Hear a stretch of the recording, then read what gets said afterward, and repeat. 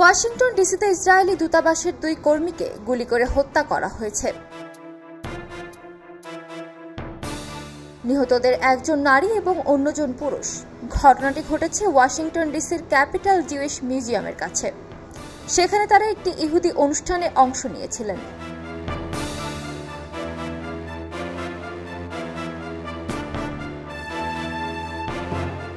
বৃহস্পতিবার 22 মে এই তথ্য জানায় ব্রিটিশ বার্তা সংস্থা রয়টার্স বলছে, হামলা ও হত্যাকাণ্ডের ঘটনার বিষয়ে এখনও বিস্তারিত তথ্য আসেনি।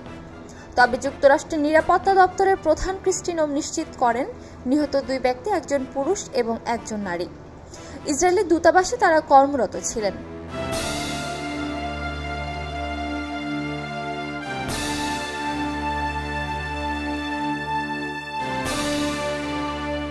একটি পৃথক প্রতিবেদনে বিবিসি জানায়, বুধবার স্থানীয় সময় রাত 9:05 ওয়াশিংটন ডিসির কেন্দ্রস্থলে অবস্থিত ক্যাপিটাল জিউইশ মিউজিয়াম থেকে অনুষ্ঠান শেষে বের হওয়ার সময় তাদেরকে খুব কাছ থেকে গুলি করলে ঘটনাস্থলেই তারা নিহত হন।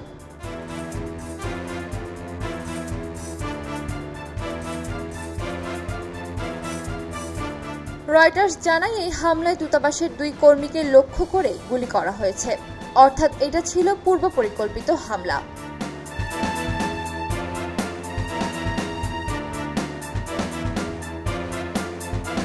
পুলিশ হামলার ঘটনায় ইলিয়াস রদ্রিগেজ নামের একজনকে সন্দেহভাজন হিসেবে চিহ্নিত করেছে।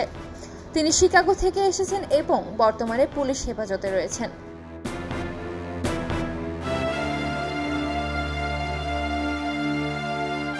এদিকে জাতিসংঘে নিযুক্ত ইসরায়েলের রাষ্ট্রদূত এই ঘটনাকে ইহুদি বিদ্বেষী সন্ত্রাসী হামলা বলে অভিহিত করেন এবং কড়া নিন্দা জানান।